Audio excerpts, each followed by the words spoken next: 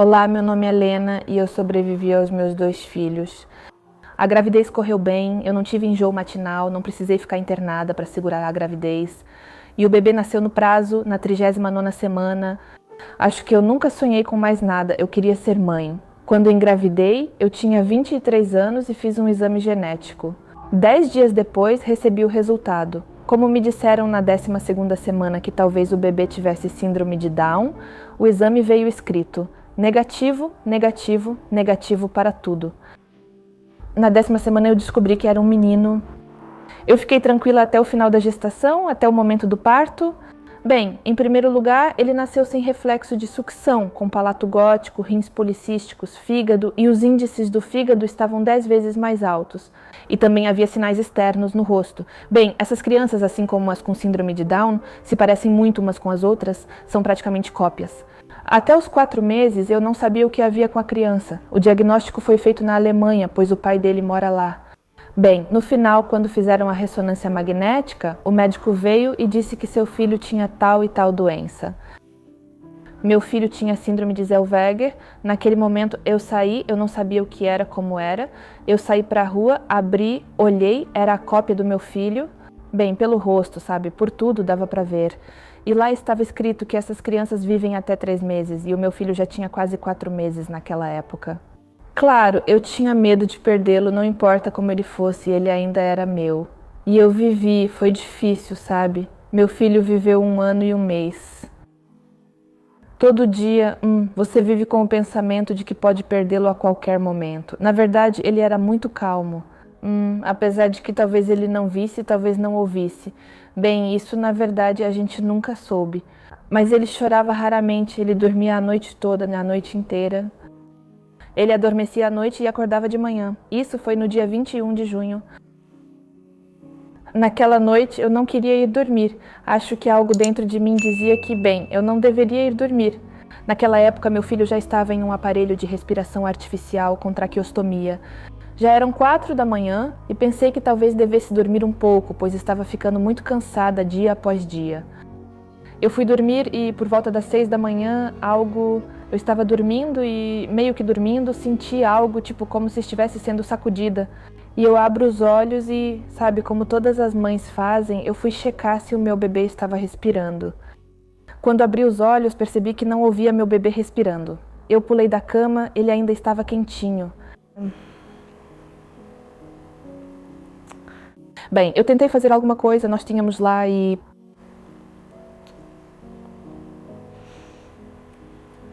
Quando algumas pessoas ficam sabendo disso, bem, como ele era uma criança com deficiência, elas dizem: agradeça a Deus por ele tê-lo levado, que agora você não sofre mais.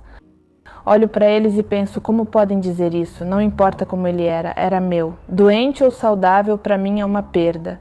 E eu daria tudo no mundo para que ele vivesse, do que ficar ali parada olhando, sabe, o seu pequeno de 1 aninho.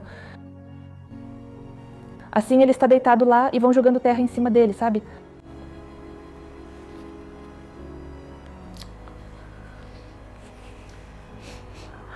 Risada. Quando meu primeiro filho morreu, eu estava no 3º mês de gravidez do segundo. Provavelmente naquele momento, se eu não estivesse grávida, bem, eu provavelmente...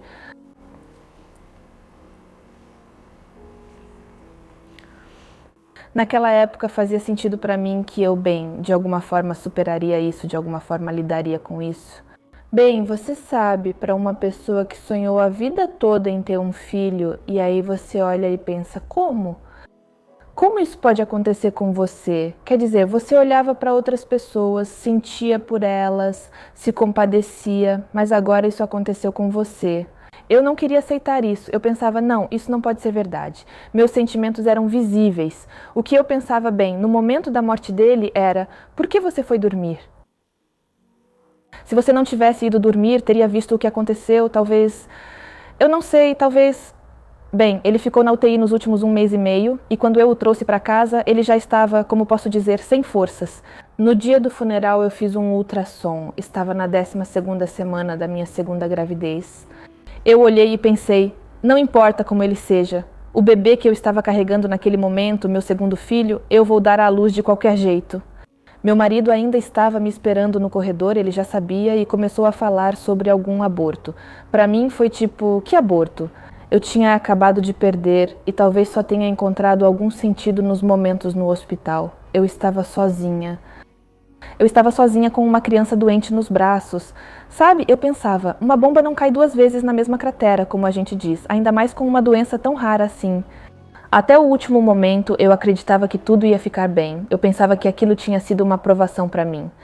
Só pensava numa coisa, que nada de ruim ia acontecer de novo comigo. A segunda gravidez, assim como a primeira, correu maravilhosamente bem. Todos os meus exames estavam normais, estava tudo certo comigo. Ela também nasceu na 39ª semana, mas nasceu com baixo peso. Eu a tive na Alemanha, pois na época eu tinha ido morar com meu marido. Pequenininha, 2,570 kg. Sabe, quando meu primeiro filho nasceu, ele não chorou. Aquilo já causou alguma preocupação e suspeita neles. Com o segundo filho, eu ficava inquieta, não conseguia me acalmar. Isso era todo dia. Será que meu filho está saudável ou ele também está doente? Por mais difícil que fosse, eu acreditava que tudo ia ficar bem para a gente. Talvez o fato de terem me dado o primeiro filho tenha sido uma espécie de provação. Quando eu tive o segundo filho, assim que ela chorou, eu ainda não tinha visto ela, era uma menina. Eu pensei, sim, ela está saudável, está tudo bem, porque o primeiro filho não chorou quando nasceu. E quando colocaram ela em mim, eu olhei e vi que ela estava toda enroladinha. Eu vi uma criança saudável, mas depois eu a peguei, eu precisava olhar melhor para ela. E eu abro a toalha em que ela estava enrolada e percebo que é a mesma coisa. Então, é a síndrome genética de Zellweger? Uma criança em cada 100 nasce assim, e eu tive meu segundo filho assim. Eu nunca poderia imaginar que a história se repetiria 2 vezes. Eu acreditava que não, que isso era uma coisa única, que não poderia acontecer de novo, simplesmente não poderia. Todos tinham certeza de que o segundo filho seria saudável. Bem, que isso era simplesmente impossível, que não iria se repetir. Mas minha segunda filha viveu pouco tempo, ela tinha 40 dias. Isso aconteceu em casa, já tínhamos recebido alta e estávamos em casa. Ficamos com ela na UTI na Alemanha por apenas 2 semanas, mais ou menos. Bem, nos deram alta para casa. O fígado dela parou de funcionar, ela ficou amarelada. Naquela noite ela começou a vomitar, a passar mal. Eu olhei e pensei, nossa, ela está muito amarela. Mas ela, em poucas horas, nós ligamos para os médicos e eles chegaram, olharam para ela e disseram que ela estava morrendo.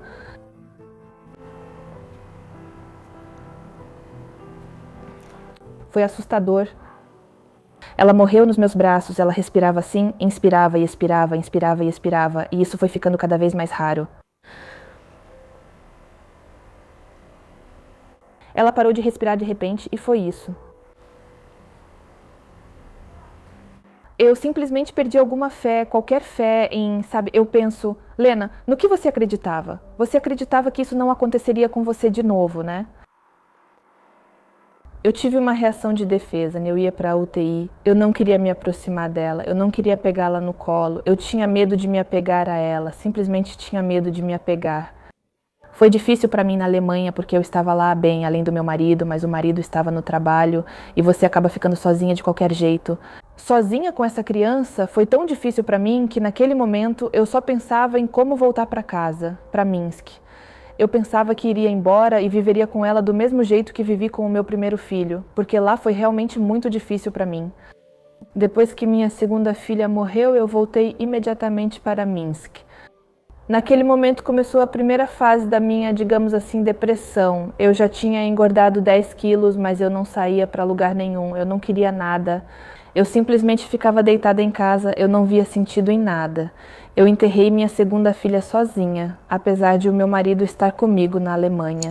Ele simplesmente ficou doente e disse, eu estou doente, vai sozinha. Isso não é relacionamento, isso não é casamento, isso não é apoio. Bem, você sabe, na Alemanha tudo é feito com papelada, tem muita papelada lá.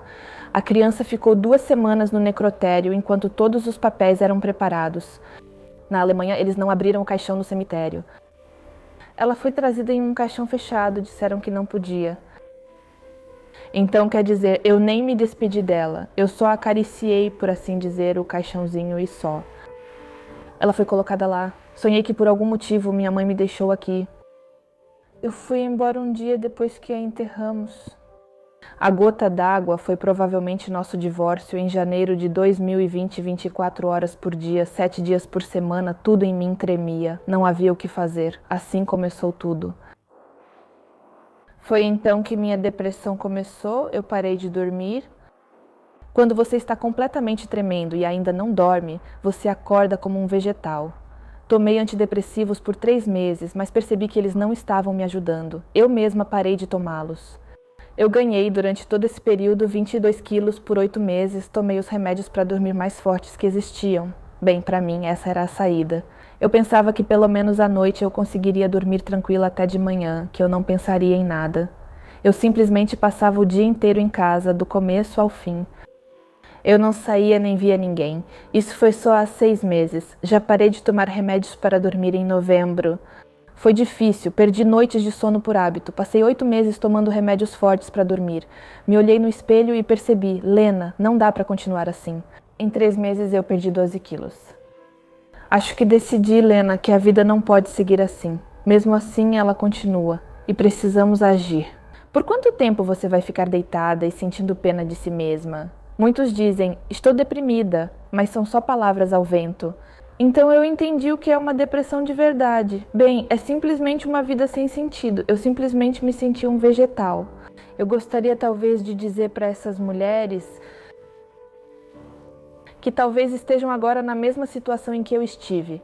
Acho que é simplesmente amar seu filho, não importa o que aconteça, além de você. Ninguém vai oferecer a ele cuidado e apoio. Filhos, é claro, eu pretendo ter. Para mim, esse é o meu maior sonho. Não tenho medo. Só que com outro homem tudo vai dar certo. Não serão mais 2 portadores, como éramos eu e o meu. Ex-marido. Eu não tenho medo. Eu sei e acredito que tudo vai ficar bem. Apenas valorize o que você tem, mesmo que você tenha uma criança doente. Eu daria tudo no mundo para que, mesmo com toda a doença dele, mesmo com toda a dificuldade que tive com ele simplesmente estivesse ao meu lado. Valorizem. Mesmo que seja difícil para vocês. Vocês olham, não importa em quais aparelhos eles estejam. Eu passei por tudo isso, eu sei como é. Apenas valorizem o fato de que seu filho está com vocês. Ser mãe, provavelmente, antes de tudo, é ser uma pessoa forte.